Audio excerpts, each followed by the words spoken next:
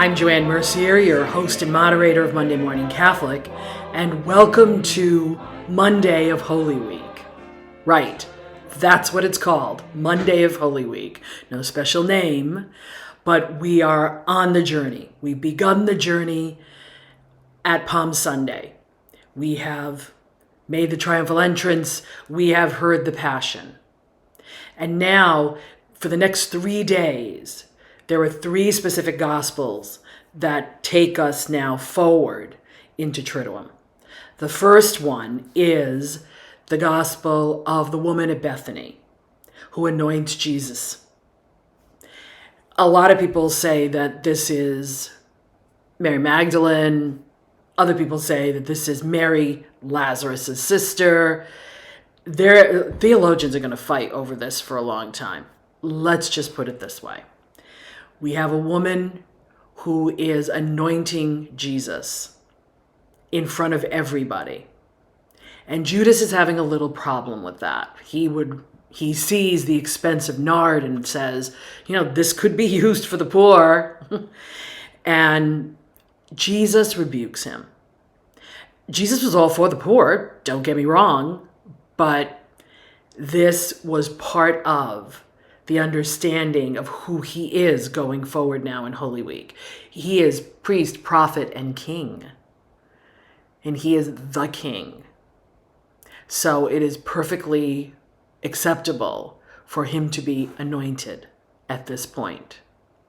We put it on Monday, and I believe it was put on Monday, so that you could see the progression from what you've just read on Sunday as the Passion that cements him now through this action as king.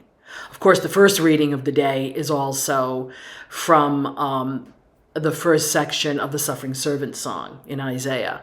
So they match together. Again, remember, folks were looking for a king, a mighty power, a ruler, and they weren't looking at a Messiah being a much different figure.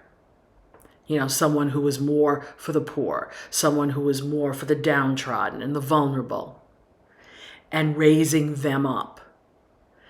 They wanted a military ruler who was going to banish Rome, banish the enemies.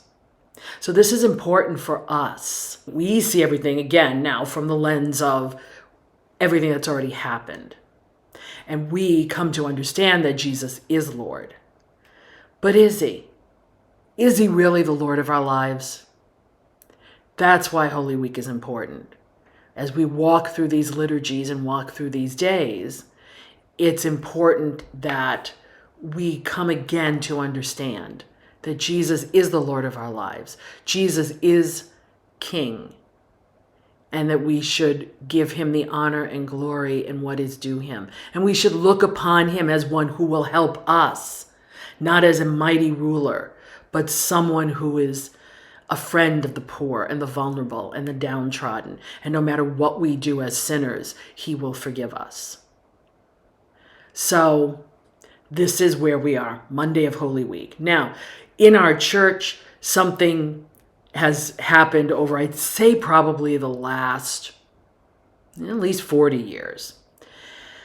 The Chrism Mass that is usually celebrated and it's supposed to be celebrated Thursday morning. Okay, that is in our lineup. It's usually celebrated on Thursday morning. The only other Mass allowed to be celebrated on Thursday morning of Holy Week before the evening Mass. In most dioceses nowadays, it is difficult for a bishop to get all his priests together. I wonder why. And especially when there aren't as many priests, you would think it would be easier. No, these priests are all, pastors of 1 and 2 or 3 parishes. So there's a lot of work and a lot of finagling. So Chrism Masses are now moved to earlier in the week. I can say from where I live, I have one diocese, the Diocese of Providence, Rhode Island, is celebrating their Mass on Monday of Holy Week. Okay, Diocese of Fall River, which is right next door where I work, is celebrating it on Tuesday of Holy Week. But the reason being is to get all the priests together.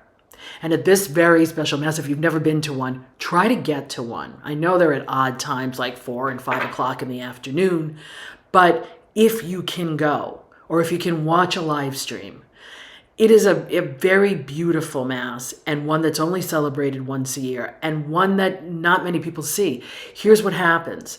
The priests are there for 2 reasons. One, to renew their priestly vows, renew their commitment to the church and to Jesus and to spreading the word. That's number 1. Number 2, all of them together with the bishop are there to bless and consecrate the holy oils. Thus it gets the name Chrism Mass because, of course, one of the oils is the sacred chrism, as well as the oil of the sick and the oil of the catechumens. These 3 oils are used in our church over the year. So the oil of the sick, so that pretty much tells you what it is. It is the oil used for the anointing of the sick. The oil of the catechumens is the oil used at baptism, whether it's children or adults. However, this sacred chrism, this is the one that's different. Those 2 oils are the first 2 are simply olive oil. This chrism is made with olive oil and, the phrase I love to use, an aromatic nard. A lot of times it's balsam. A lot of times, I don't think it's mostly balsam. It's mixed with the oil, and that's what gives it that particular smell. So when you've got an adult baptism, when you've got a child baptism, when you've got confirmation, when you've got the ordination of a priest, or when you are dedicating a church or an altar, this chrism is spread over whatever, and it smells to remind us, sort of like Mary's aromatic nard that she anointed Jesus with, because we are all priests, prophets, and kings. We are anointed that at our baptism, or the priest at his ordination. So I have a feeling that's why the Diocese of Providence is doing it. I would like to think that's why they're doing it on Monday, because it matches actually the gospel of the day. It's probably just a scheduling thing, but let me have my fantasy on that one, okay? So if you get a chance to go to the Chrism Mass once in a lifetime, it was a real experience.